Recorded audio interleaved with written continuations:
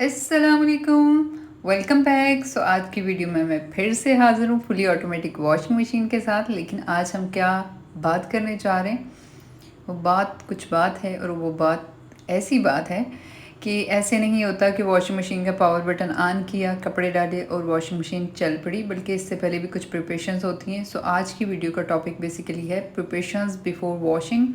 सो सबसे पहले हमने ये करना है कि अपनी लॉन्ड्री बास्केट ले लेनी है और इसमें से लॉन्ड्री को सेग्रीगेट करना है। जब भी हम कपड़े फुली ऑटोमेटिक वॉशिंग मशीन में वॉश करते हैं उससे पहले ये स्टेप्स ज़रूर लिए जाते हैं। सो यहाँ पे सेग्रीगेशन हो चुकी है स्टार्ट स्लोली स्लोली, और वाइट और लाइट कलर टोन ड्रेसेस में सेपरेट कर लूँगी और बाकी ब्लू कलर ड्रेसेस अलग से कर लूँगी। इसके अलावा स्टफ़ पे डिपेंड करता है, अगर वुलन होंगे तो वो भी अलग किए जा सकते हैं। कोई फैंसी ड्रेसेस हैं, बेबी ड्रेसेस हैं तो वो भी अलग किए जा सकते हैं। अब स्पीड काम हो रहा है, उसकी रीज़न ये है कि अम्मा ने तो मेरे तोड़ देने हाथ कि इतने स्लो काम होता है, ऐसे नहीं होता। सो यहाँ पे जल्दी जल्दी से हो रही है सेग्रीगेशन। देखते हैं कितने पार्ट्स में होती है मेरी आज की लॉन्ड्री की segregation. So blues, white and red भी फ़िलहाल मैं अलग कर रही हूँ। और स्पेशली आपने इसमें ये ख्याल रखना होता है कि ऐसे हमारे पास ड्रेसेस तो नहीं मौजूद, ऐसी लॉन्ड्री तो नहीं मौजूद जिसमें से कलर गिरने का खदशा हो, क्योंकि वो फिर बाकी भी तमाम कपड़ों की दबाई निकाल देता है। सो यहाँ पे सेग्रीगेशन हो चुकी है कंप्लीट और बने हैं हमारे 3 पोर्शंस, राइट। एक ये वाले वाइट और लाइट कलर टोन ड्रेसेस, और उसके अलावा पोर्शन 2 अगर दिखाती चलो तो पोर्शन 2 बना है रेड और थोड़े से कुछ और कलर्स का कम्बिनेशन। और उसके अलावा पोर्शन 3 में हमारे पास ब्लूज़ आते हैं, जितने भी ब्लूज़ हैं वो आगे। But I am very sure कि मेरी किसी भी इनमें से किसी भी ड्रेस का कलर नहीं गिरता।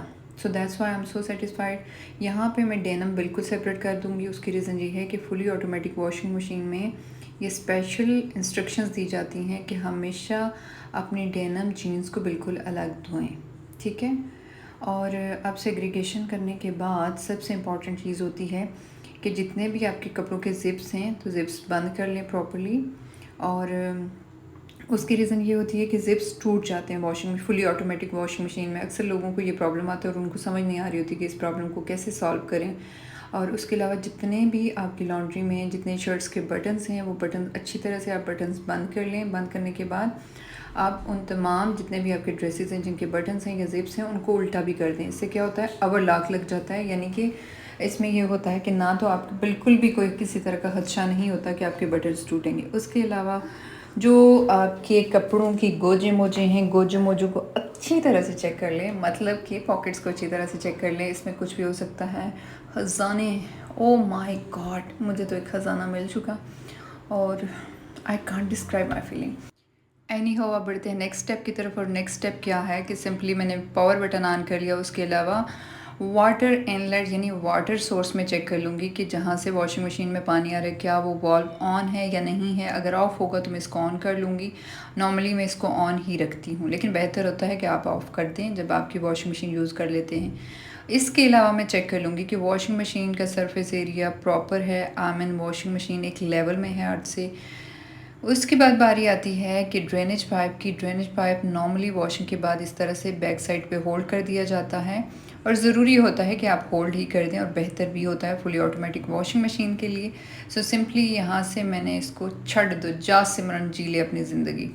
सो उसके बाद बारी आती है यहाँ पे डिटर्जेंट की। हमेशा जो बिफ़ोर प्रिपरेशंस होती हैं इसमें ये देख लिया जाता है कि किस तरह की हमारी लॉन्ड्री है और उसके मुताबिक कौन सा लिक्विड या लिक्विड डिटर्जेंट यूज़ करने जा रहे हैं आप लोग या फिर सर्फ यूज़ करेंगे। सो मैंने भी डिसाइड कर लिया था। सिंपली यहाँ पे मैंने ये वॉशिंग हो चुकी है कंप्लीट। वॉशिंग मशीन मैंने स्टार्ट कर दी थी 1 बाय 1, जिस तरह की लॉन्ड्री थी उसके मुताबिक। सबसे पहले मैंने रेड वाली लॉन्ड्री ले ली थी और उसने तकरीबन 37 मिनट्स लिए। और इसके अलावा हर कोई चाहता है कि अगर वॉशिंग कर रहा है तो उसमें जितना भी टाइम सेव कर सकता है तो कर ले, और यही बेहतर भी होता है। सो एक स्टेप में मैंने ये किया कि एक वाले जो सेग्रीगेशन थी पार्ट की वो मैंने वॉशिंग मशीन में कपड़े धोने के लिए डाल दिए। और दूसरा जो पोर्शन था लॉन्ड्री का, चूँकि वाइट और जो लाइट कलर टोन ड्रेसेस होते हैं उनको सॉकिंग की बहुत ज़रूरत होती है, सो मैंने ये टाइम यहाँ पे बचा लिया। मैंने अलग से एक टब में सर्फ डाल के लाइट कलर और वाइट ड्रेसेस को सॉक कर लिया था। अब 37 मिनट्स जितनी देर में मेरी ये वाला पोर्शन लॉन्ड्री का वॉश होता है, इतनी देर में वो अच्छी तरह से उसकी मैल शैल घुल जाएगी। सो उसकी हमें सॉक यानी सॉक टाइमर पे वॉशिंग मशीन को नहीं लगाना पड़ेगा। सो मीनवाइल मैंने ये किया कि स्टेप 2 पे यहाँ पे जो इसके अंदर टब के अंदर मैंने लॉन्ड्री भिगोई हुई थी वाइट वाली, वो मैंने वॉशिंग मशीन के अंदर डाल दी। उसमें जितना सर्फ था, जितना पानी था, वो भी उसी के साथ इसी तरह से वॉशिंग मशीन में डाल दिया। सो वॉशिंग मशीन यहाँ पे जो रिक्वायर्ड टाइम बता रही है मेरी सेटिंग के मुताबिक 41 मिनट्स हैं। ठीक है, अगर मैंने पहले से इन कपड़ों को भिगोया हुआ ना होता तो मैं सोक टाइमर ऑन करती, जो मिनिमम 10 से 20 मिनट्स होता। चूँकि कपड़े ज़्यादा गंदे थे, आप भी देख चुके हैं, तो 40 मिनट्स होता। 40 मिनट्स फिर वो भी मुझे वेट करना पड़ता। सो इस तरह से मैंने वो 40 मिनट्स सेव कर लिए इन कपड़ों को पहले से ही सर्फ में भिगो के। आई एम श्योर आज की वीडियो आपको पसंद आई होगी। अगर पसंद आई हो लाइक कर दीजिए। अल्लाह हाफिज़।